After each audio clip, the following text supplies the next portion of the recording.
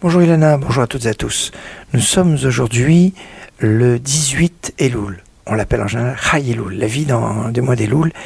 Et c'est un jour très particulier. À partir d'aujourd'hui, eh bien, nous sommes à 12 jours de Rosh Hashanah. Et dans les livres, on nous dit que il est bon chaque jour de réfléchir à ce qui s'est passé l'année dernière, un mois. Aujourd'hui, c'est par rapport au mois de Tishri, le mois de Rosh Hashanah, de Kippour, de Sukkot, de Shmini Atzeret, de Simchat Torah. Demain, on pensera à ce qui s'est passé pendant le mois de Mar Cheshvan et après-demain pendant le mois de Kislev et ainsi de suite pour réfléchir, faire le bilan puisque nous arrivons à la fin de l'année.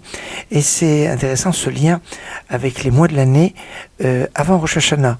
Alors que après Rosh Hashanah, nous aurons 7 jours entre Rosh Hashanah et Kippour, 7 jours de la semaine qui nous permettront de réfléchir sur chacun des jours de la semaine en sachant qu'est-ce qu'on a fait chaque dimanche, qu'est-ce qu'on a fait chaque lundi, chaque mardi, pour bien faire le point et essayer de corriger le tir de ce qui s'est passé. Alors, le 18 Elul, Chai Elul, c'est aussi la Ilula du Maharal de Prague, Rabbi Yehuda Lev ben Betzalel, qui est né en 1512 à Posen et qui est niftar à Prague en 1609 à l'âge de 97 ans. Oui. Entre-temps, il a été rave aussi en Moravie, à Nikolsburg, et donc en Bohème, à Prague. Grand penseur, une autorité extraordinaire. C'est un contemporain de Rabbi Yosef Karo, au passage, puisque Rabbi Yosef Karo est né en 1488, il est niftar en 1575, et le Maharal, il est né en 1512, il est niftar en 1609. Le Harizal a été aussi un peu son contemporain, puisque le Harizal est né après lui, il est né en 1534, et décédé en 1572 alors que le Maharal avait 60 ans. C'est aussi la Elula aujourd'hui du Rav du Ben Ishraï, le Rav Abdallah Somer qui est né en 1813 et qui est niftar en 1889. Et puis, ce qui est peut-être le plus connu, c'est pas les jours de disparition de Tzadikim, mais Chai Elul, c'est les jours de naissance, notamment la naissance du Baal Shem Tov. Alors, 1698, 1700, 1690, des discussions, mais en tout cas, c'est Chai Elul, le 18 Elul. On dit qu'il y a eu plusieurs degrés de sa révélation, quand il avait 26 ans, quand il a eu 36 ans.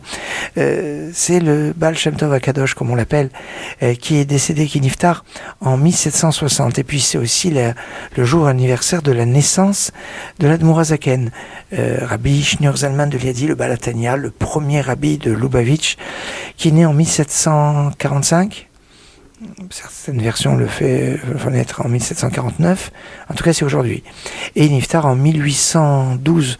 C'est donc un jour particulier, ce jour de 18 Elul, que ce soit au niveau de naissance de ces grands tzadikim, de la disparition d'autres tzadikim, de ce jour de réflexion sur les comptes, sur ce que l'on doit faire et ce que l'on doit construire et réfléchir et pour corriger le tir pour l'année qui arrive. Excellente journée.